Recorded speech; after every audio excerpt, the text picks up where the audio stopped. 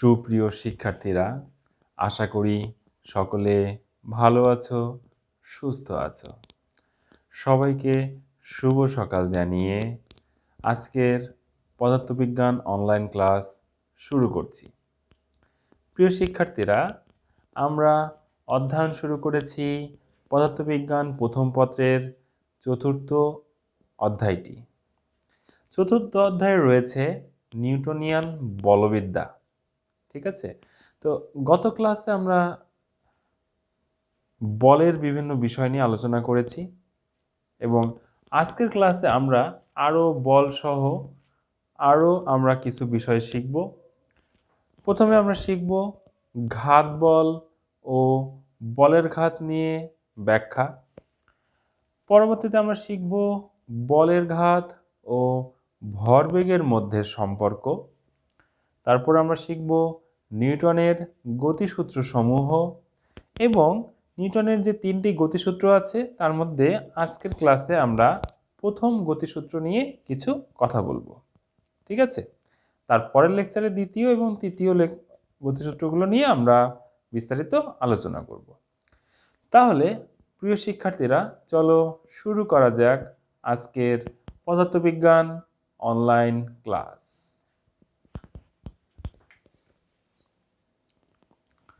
প্রিয় শিক্ষার্থীরা, তাহলে আজকে আমাদের প্রথম টপিকটি হচ্ছে ঘাত বল ও বলের ঘাত। ঠিক আছে, তার মধ্যে প্রথমে আলোচনা করব ঘাত বল বিষয়টি নিয়ে। তাহলে ঘাত বল কাকে বলে? খুব অল্প সময়ের জন্য কোনো বস্তুর ওপর প্রচণ্ড বা অনেক বড় মানের বল প্রয়োগ করা হলে এই বলকে বলা হয় ঘাত বল। অর্থাৎ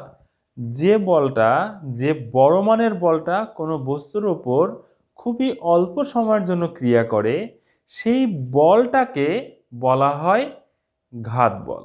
ঠিক আছে, অর্থাৎ বলা যেতে পারে ঘাত বল হচ্ছে এক ধরনের বল। ওকে, তো এর উদাহরণ হিসেবে আমরা বলতে পারি এখন শীতকাল, আমরা সকলেই ব্যাডমিন্টন বা র্যাকেট খেলি।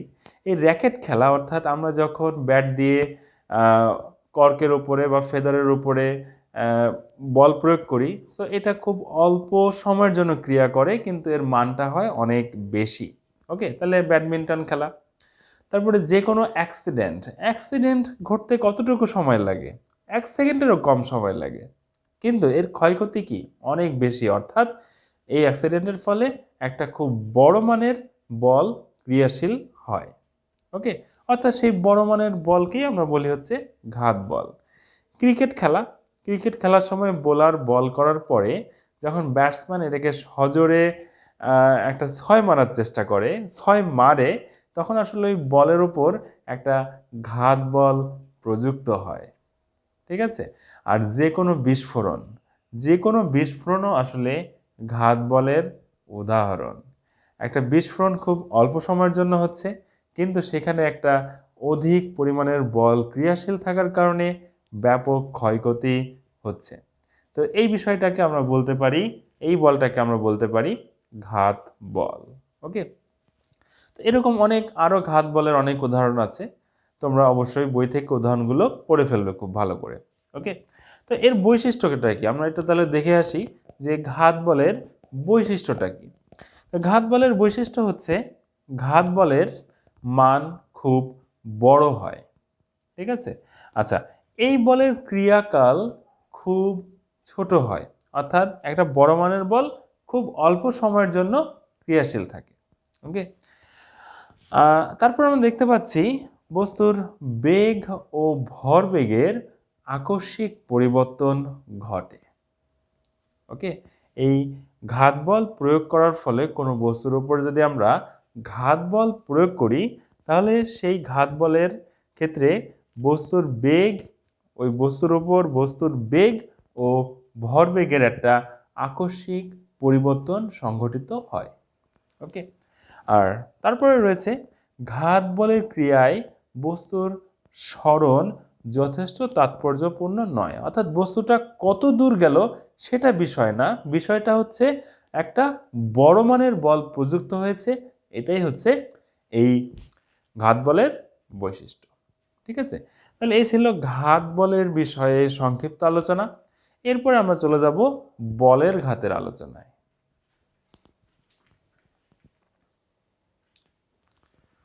প্রিয় শিক্ষার্থীরা, এখন আমরা আলোচনা করব বলের ঘাত বিষয়টি নিয়ে। একটু আগে আমরা কি আলোচনা করেছিলাম? ঘাত বল নিয়ে, আর এখন আমরা আলোচনা করব বলের ঘাত নিয়ে। ঠিক আছে, তাহলে বলের ঘাতের ডেফিনেশনটা কি? কোনো বস্তুর উপর প্রযুক্ত বল এবং বলের ক্রিয়াকালের গুণফলকে বলের ঘাত বলা হয়। ওকে, তাহলে বলের ঘাতকে সাধারণত জে ভেক্টর বা জে দ্বারা প্রকাশ করা হয়। তাহলে জে ভেক্টর ইকুয়াল টু বল ইন্টু বলের ক্রিয়াকাল, অর্থাৎ F vector into del T. Okay, এখানে যেহেতু বল একটা ভেক্টর রাশি, এই বল ভেক্টর রাশি হওয়ার কারণে বলের ঘাতটাও একটি ভেক্টর রাশি। ওকে, আচ্ছা, এর একক হচ্ছে, দেখতেই পাচ্ছ, বল এবং সময়ের গুণফল। তাহলে বলের ঘাতের একক হচ্ছে নিউটন সেকেন্ড, বা এর আরও একটি একক আছে, একে সাধারণত কেজি মিটার পার সেকেন্ড, এই এককেও অনেক সময় দেওয়া যেতে পারে, দেওয়া হয়। ওকে, তো এর মাত্রা দেখতেই পাচ্ছ, বলের মাত্রা ইন্টু সময়ের মাত্রা। তাহলে বলের মাত্রাটা কি ছিল? M L T inverse two. Okay, তার সাথে সময়ের মাত্রাটা গুণ হয়ে যাচ্ছে, অর্থাৎ টি গুণ। তাহলে আমরা পেয়ে যাচ্ছি মাত্রা J third bracket equal to M L T inverse one third bracket. সাধারণত মাত্রা সমীকরণকে প্রকাশ করার জন্য থার্ড ব্র্যাকেট ব্যবহার করা হয়। থার্ড ব্র্যাকেট দেওয়াটা যুক্তিযুক্ত। ঠিক আছে, আচ্ছা, এখন যেহেতু একটু আগেই যেটা বললাম যে যেহেতু বল একটা ভেক্টর রাশি, এজন্য বলের ঘাত এটিও একটি ভেক্টর রাশি। ওকে, তাহলে একটু চিন্তা করো, এবার আবার একটু রিভার্সে চলে যাও। ঘাত বল এবং বলের ঘাত দুটো ওয়ার্ড শুনতে খুব কাছাকাছি মনে হচ্ছে, কিন্তু আসলে দুটো কিন্তু সম্পূর্ণ ভিন্ন জিনিস। তাহলে ঘাত বলটা কি জিনিস? ঘাত বলটা হচ্ছে অল্প সময়ে অধিক মানের বল প্রযুক্ত হলে সেই বলটাকে বলা হয় ঘাত বল। আর বলের ঘাত আমরা কি পেলাম? বলের ঘাত আমরা পেলাম হচ্ছে কোনো বস্তুর ওপর প্রযুক্ত বল এবং বলের ক্রিয়াকালের গুণফল দ্বারা আমরা পেয়ে গেলাম বলের ঘাত। তার মানে দুটো সম্পূর্ণ ভিন্ন জিনিস এবং এদের মধ্যে পার্থক্য রয়েছে। প্রিয় শিক্ষার্থীরা, তোমরা এই দুটোকে এক করে ফেলো না। এদের মধ্যে কি পার্থক্যগুলো রয়েছে, এখন আমরা সেই বিষয়টা নিয়েই আলোচনা করব।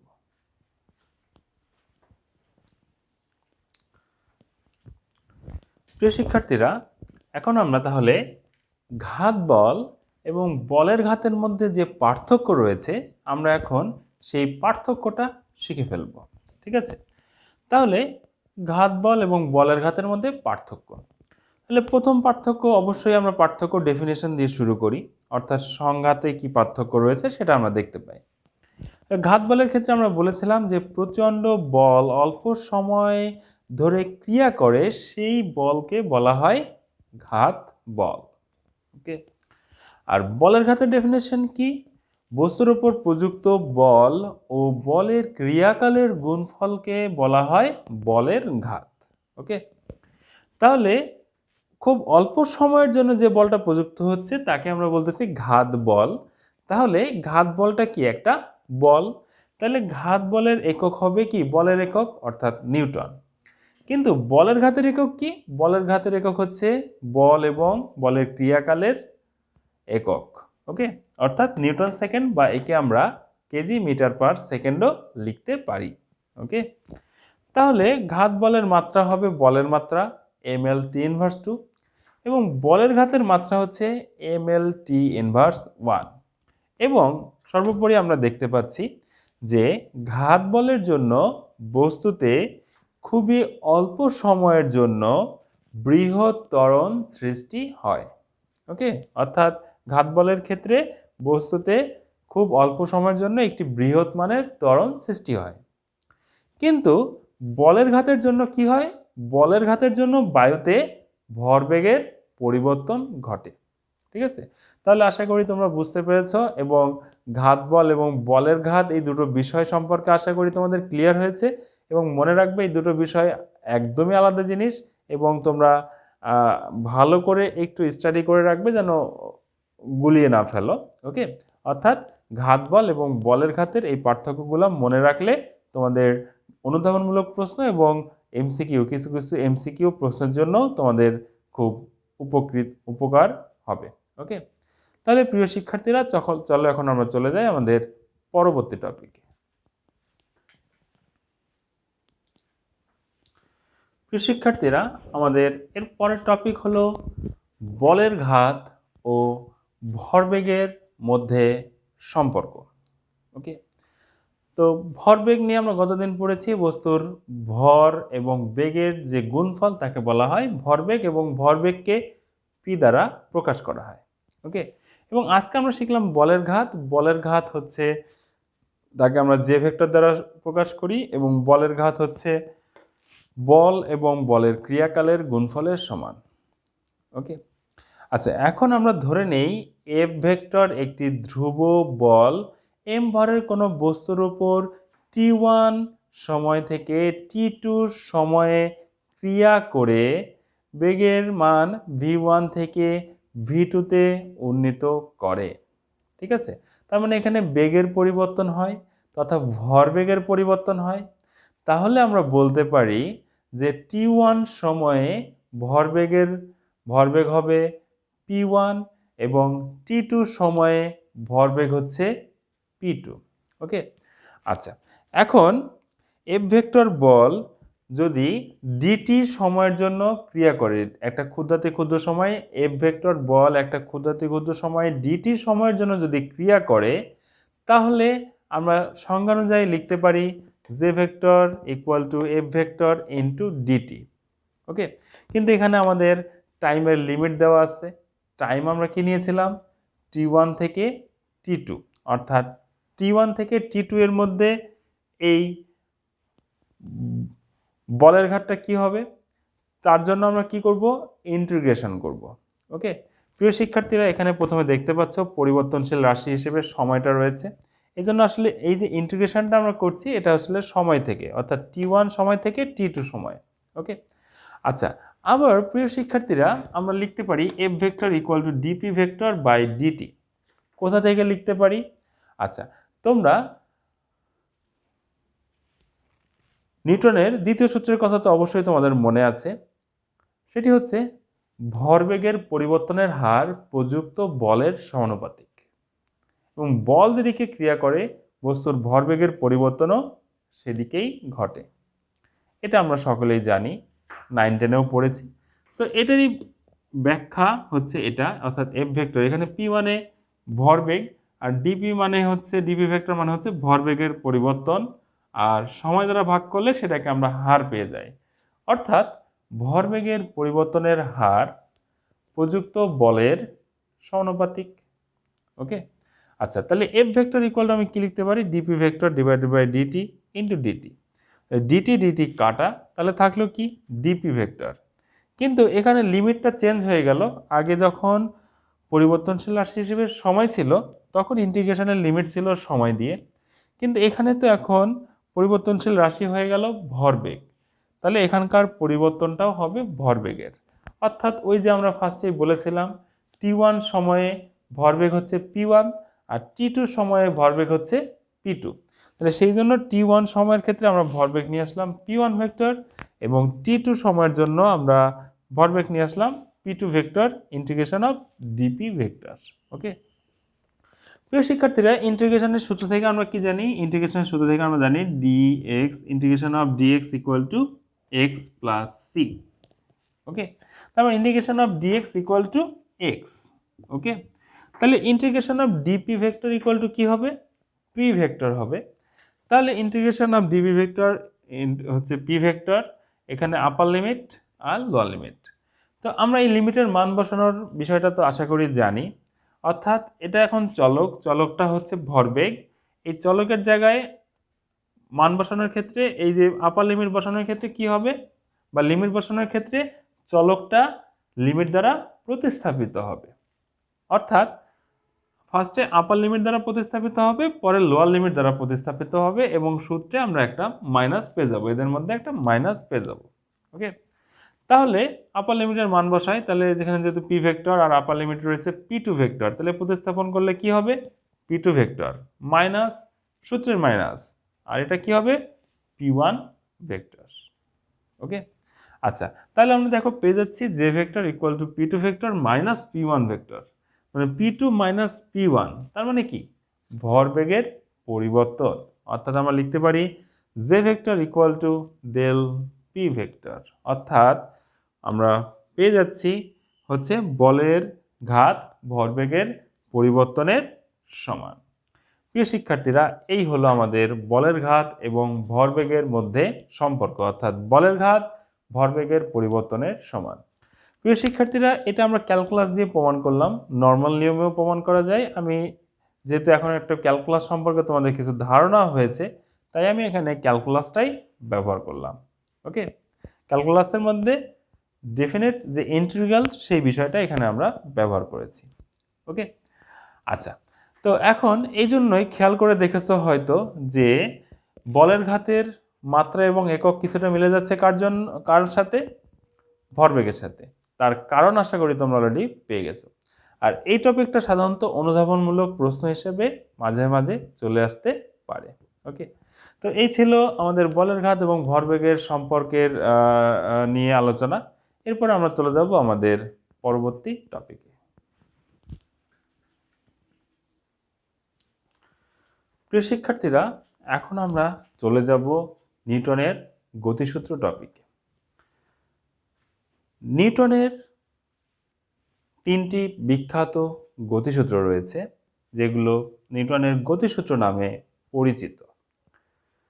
1686 সালে ফিলোসোফিয়া ন্যাচারালিস প্রিন্সিপিয়া ম্যাথমেটিকা নামক গ্রন্থে এই নিউটনের গতিসূত্রের উল্লেখ পাওয়া যায়। ওকে, এখন নিউটনের গতিসূত্রগুলো কি কি? প্রথম সূত্রের ক্ষেত্রে বলা হয়েছে কোনো বস্তুর ওপর বাহ্যিক বল প্রয়োগ করা না হলে স্থির বস্তু চিরকাল স্থির থাকবে এবং গতিশীল বস্তু সমবেগে সরলরেখায় চলতে থাকে। ওকে, দ্বিতীয় সূত্র কি বলেছে? দ্বিতীয় সূত্র বলেছে বস্তুর ভরবেগের পরিবর্তনের হার প্রযুক্ত বলের সমানুপাতিক এবং বল যেদিকে ক্রিয়া করে বস্তুর ভরবেগের পরিবর্তন সেদিকে ঘটে। তৃতীয় সূত্রে বলা হয়েছে প্রত্যেক ক্রিয়ারই একটি সমান ও বিপরীত প্রতিক্রিয়া আছে। তো এই হলো আমাদের সেই বিখ্যাত নিউটনের গতিসূত্র সমূহ। প্রিয় শিক্ষার্থীরা, এখন আমরা চলে যাব এই গতিসূত্রগুলোর সংক্ষিপ্ত ব্যাখ্যায়। আজকের লেকচারে তোমরা প্রথম সূত্রের সংক্ষিপ্ত ব্যাখ্যা পেয়ে যাবে এবং পরের দিনের লেকচারে বাকি দুটোরও সংক্ষিপ্ত ব্যাখ্যা আলোচনা তোমরা পেয়ে যাবে। ঠিক আছে, তাহলে প্রিয় শিক্ষার্থীরা, চলো আমাদের আজকের শেষ টপিকসে আমরা যাই। সেটা হলো নিউটনের প্রথম গতিসূত্র নিয়ে কিছু আলোচনা।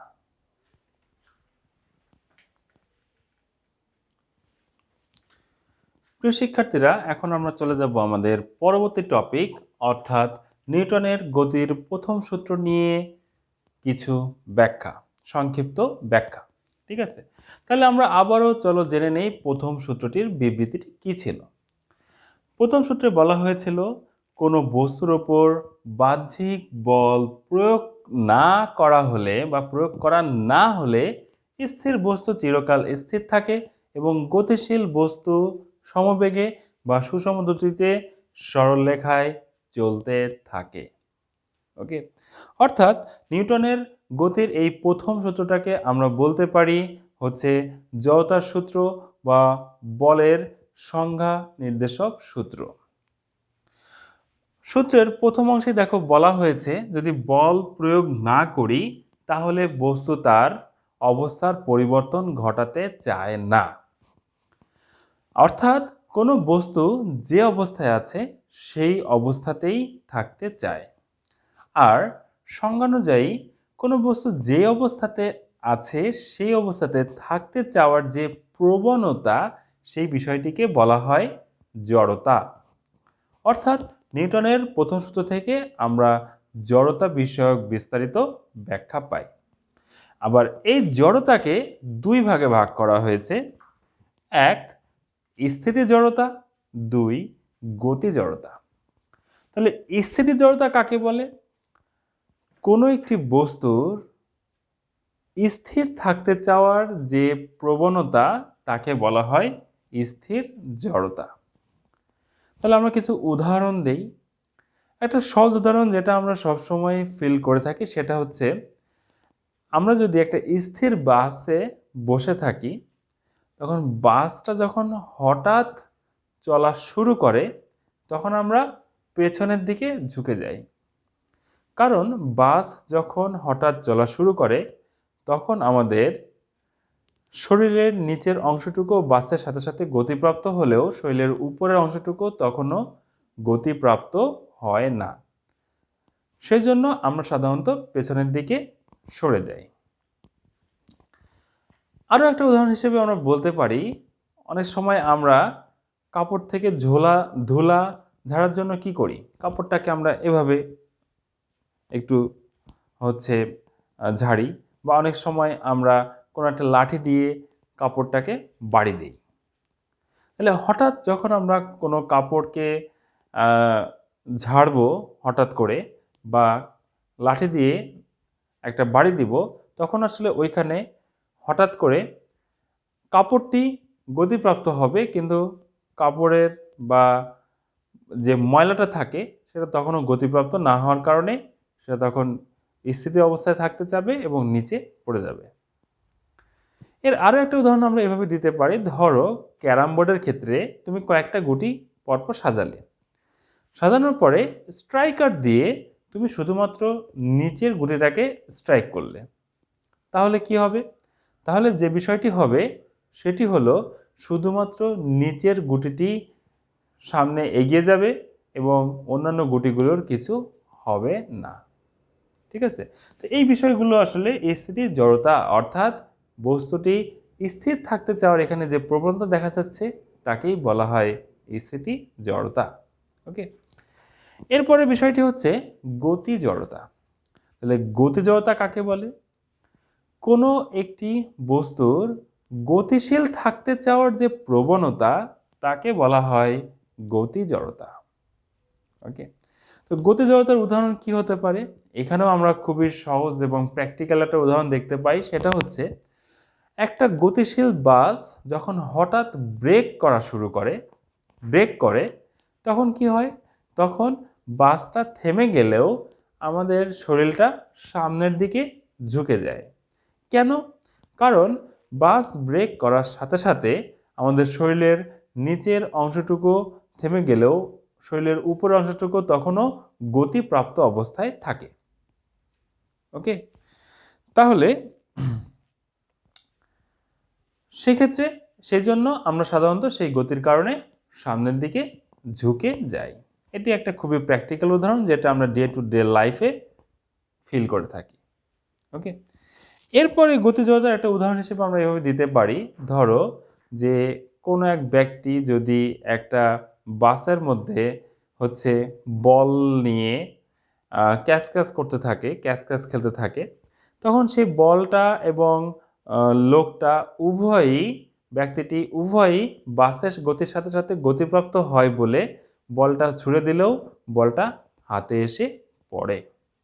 ওকে, এরপরে আমরা আরেকটা যেটা দেখতে পাই, লং জাম্প, যেটাও আমরা সাধারণত আমাদের ডে টু ডে লাইফের একটা বাস্তব উদাহরণ বলতে পারি। সেটা হচ্ছে, লং জাম্প দেওয়ার সময় অ্যাথলেট কি করে? বেশ দূর থেকে দৌড়ে আসে। কেন একজন অ্যাথলেট বেশ দূর থেকে দৌড়ে আসে? কারণ বেশ দূর থেকে দৌড়ে আসার কারণে সেই অ্যাথলেটটা তার ভেতরে একটা গতি জড়তা লাভ করে, ফলে সে যখন জাম্প করে তখন কিছু দূর এগিয়ে যাওয়ার প্রবণতা দেখা দেয় গতি জড়তার কারণে।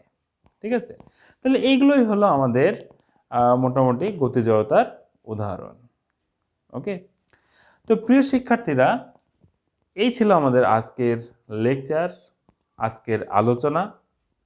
আমরা আমাদের পরবর্তী লেকচারে আলোচনা করব গতির আরও দুটি যে সূত্র রয়েছে সেই সূত্রগুলো সম্পর্কে সংক্ষিপ্ত আলোচনা, এবং তারপরে আমরা আলোচনা করব সেই গতিসূত্রের ব্যবহার নিয়ে। ঠিক আছে, তাহলে প্রিয় শিক্ষার্থীরা, আজকে এই পর্যন্তই। সকলে ভালো থাকো, সুস্থ থাকো। সকলকে অসংখ্য অসংখ্য ধন্যবাদ।